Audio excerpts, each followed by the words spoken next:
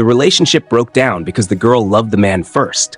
When he comes back, how should she behave to avoid regret and emotional pain? Is it possible to rebuild the feelings once again? Welcome to the Love Strategist, where we do not analyze love through impulsive emotions or sentimental advice, but through the lens of psychology, clarity, and each person's intrinsic value. Here, we do not ask, who was right, who was wrong? We ask, what is truly happening beneath those emotions? Today, we are looking at a very common situation, yet one that is rarely analyzed at its core. A relationship that ended because the woman was the one who fell in love first. She invested first. She opened her heart first. She hoped first. And when the man comes back, the question is no longer, should she love again? Instead, it becomes, what attitude should she maintain to avoid repeating the same pain? How can she avoid regret if things do not go as expected? And can emotions truly be rebuilt once more in a more mature way? Let us analyze this through the lens of emotional strategy, where love is not about waiting, but about conscious choice. Why does loving first often lead to a breakup? From the perspective of relationship psychology, loving first is not a mistake. It is simply emotional initiative. However, the issue is not about who loves first, but about the emotional gap between two people at the same point in time. When one person falls in love earlier, they often invest emotionally sooner, form expectations faster, attach their vision of the future to the relationship earlier, and therefore, fear loss more deeply. This is a completely natural response of the brain. When we develop feelings, the brain activates bonding and protective mechanisms. We begin to think about that person more, prioritize them more, and unconsciously view the relationship as an important part of our life. But if the other person is not at the same emotional landing point, imbalance appears. When the emotional scale is uneven, the one who loved first is more likely to fall into the following psychological states: anxiety about how much the other person reciprocates, increased sensitivity to small changes in attitude, placing themselves in a waiting position, trying harder to maintain the connection, adjusting themselves more to fit the other person. And this is where the paradox begins. The more someone tries to be loved, the more they lose their natural self. The more they fear loss, the more defensively they behave. The more expectations they place, the more vulnerable they are to disappointment. Attraction in love often comes from confidence and inner freedom. But when someone shifts into a state of needing to be loved back, that energy changes. They are no longer loving from free choice, but from underlying anxiety. And anxious energy always reduces attraction. Love itself is not wrong. Loving first is not wrong either. What makes a relationship fragile is prolonged imbalance without adjustment. If one person continuously invests more, waits more, fears more, they will eventually become emotionally exhausted. And when one side is exhausted, the relationship can hardly remain sustainable. So the issue is not don't love first. The real question is, when you love first, can you still maintain your value, your boundaries, and your balance? That is what ultimately determines whether a relationship becomes lasting or falls apart. When he comes back, what attitude should she maintain? This is a decisive moment, not because he returned, but because the way she responds will shape the entire future of the relationship. The instinctive reaction is often relief, hope, even emotion. But from the perspective of a relationship expert, this moment is not for emotional release. It is for activating clarity.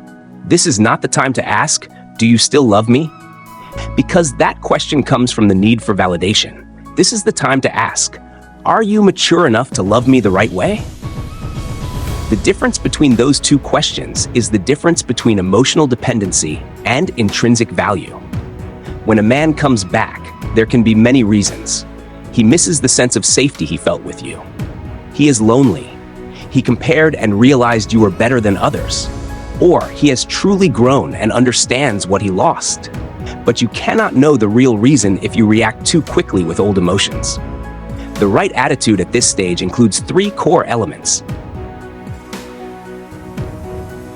1. Stay calm. Do not rush to reopen your entire heart. When someone who once left comes back, The first emotional reaction is often intense. It may be joy, relief, hope, even the feeling of finally he realized. But precisely because the emotions are strong, calmness becomes even more important. Calmness does not mean coldness, and calmness does not mean pretending to be superior. Calmness is the ability to keep your heart from running faster than your reason. Do not return immediately as if nothing ever happened. A relationship that once broke always leaves traces, whether disappointment, hurt, or loss of trust. If you skip the process of addressing those things, you are simply layering new emotions over an old foundation that has not been repaired. Keep a slower pace. A slower pace allows you to see his true motives clearly, recognize whether the change is sustainable or temporary. Listen to your own feelings instead of merely reacting. Observe more than you speak. When you talk too much about your feelings, you unintentionally hand over your position to the other person. But when you observe, you maintain your emotional leadership. Listen more than you believe. Trust should not be restored simply because of an apology. Trust must be rebuilt through consistent behavior over time. A truly mature man will not pressure you to trust him again. He will patiently prove himself until you naturally feel secure. Calmness is not a power game. It is not meant to make the other person chase or feel anxious. Calmness is a conscious form of self-protection. When you do not rush to reopen your entire heart, you are telling yourself, my value does not depend on whether he comes back or not. And that state is what creates lasting attraction, not urgency, not fear of loss, but inner stability. Loving again can be a beautiful choice, but let it unfold in clarity, not in waves of emotion that have not yet settled.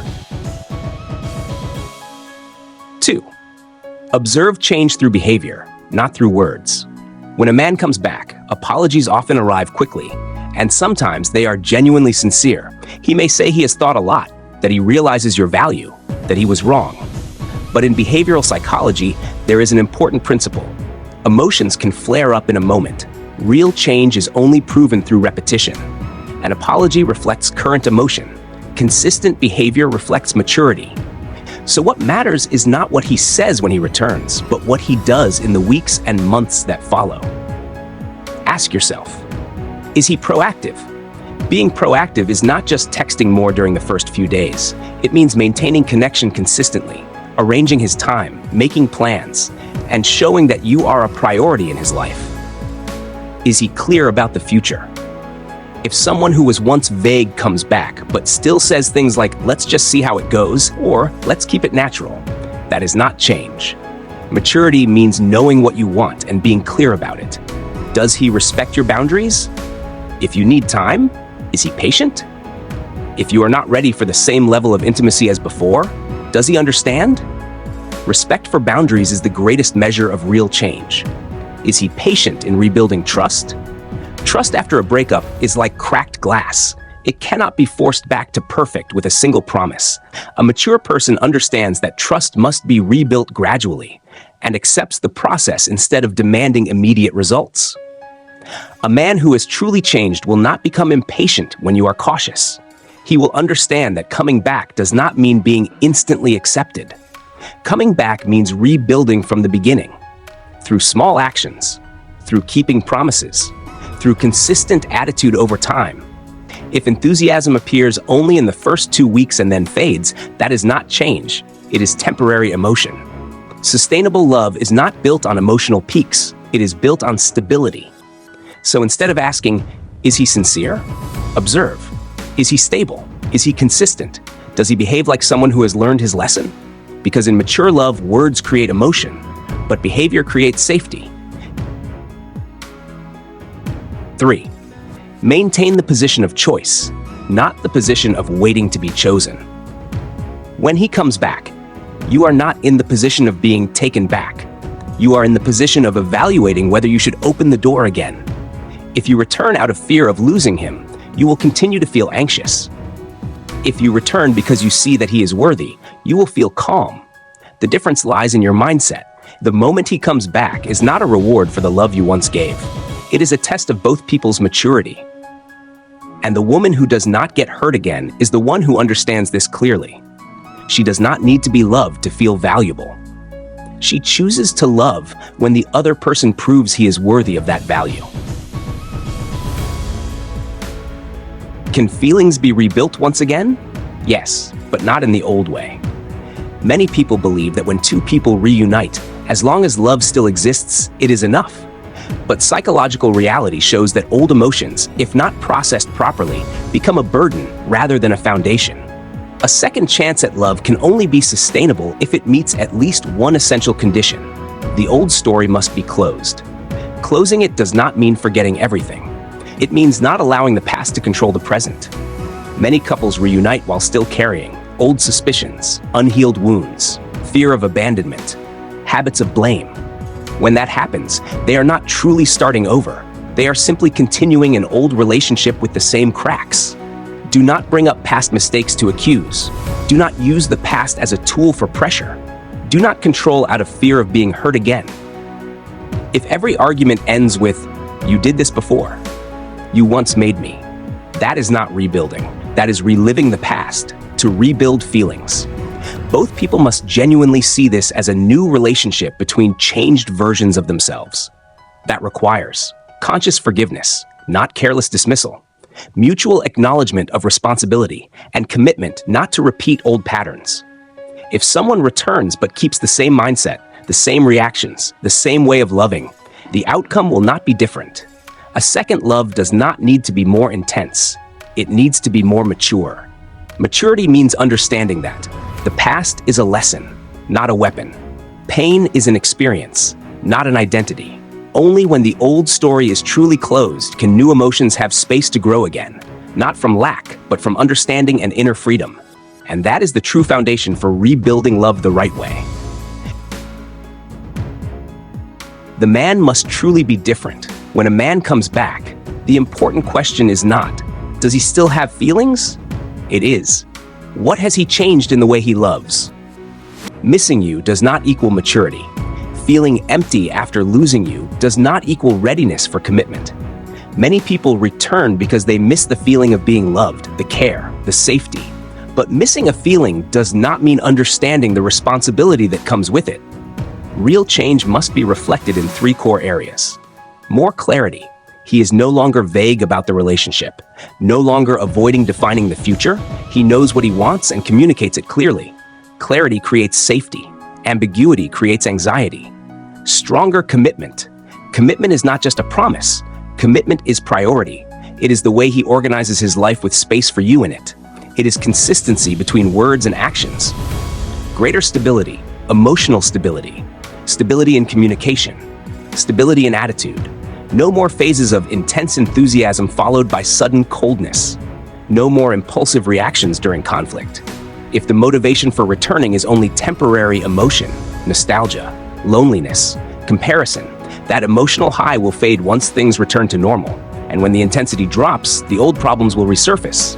A second chance at love lasts only when the man does not return merely because of you, but returns as a better version of himself. The woman is no longer in the position of needing him. The second condition, and perhaps the more important one, lies within the woman herself. You cannot rebuild love if you are still operating from the fear of loss. When you are in the position of needing him, every action of his can trigger anxiety. A slightly delayed reply can make you uneasy. A brief silence can lead to overthinking. When you fear losing someone, you will compromise too easily. Ignore red flags, accept less than you deserve, and eventually you get hurt again. Only when you are no longer afraid of losing him can you love freely. If you return with the mindset, "I need you to be happy," then your happiness is placed in someone else's hands. But if you return with the mindset, "You can walk alongside my happiness," then you are standing in balance. The difference is subtle, but profoundly important. In the position of need, you love from fear. In the position of choice, you love from confidence. A sustainable relationship is not built on emotional dependency. It is built on two independent, fulfilled individuals who choose to be together. Not from lack, but from alignment. And when both conditions exist at the same time, a man who has truly changed, and a woman who no longer loves from fear, then a second chance at love is not merely a return. It becomes a more mature beginning. How do you avoid regret? Do not regret loving first. Loving first is not weakness. The only things to avoid are lowering your standards, ignoring warning signs, giving your entire heart back too quickly. Love, but love with clarity.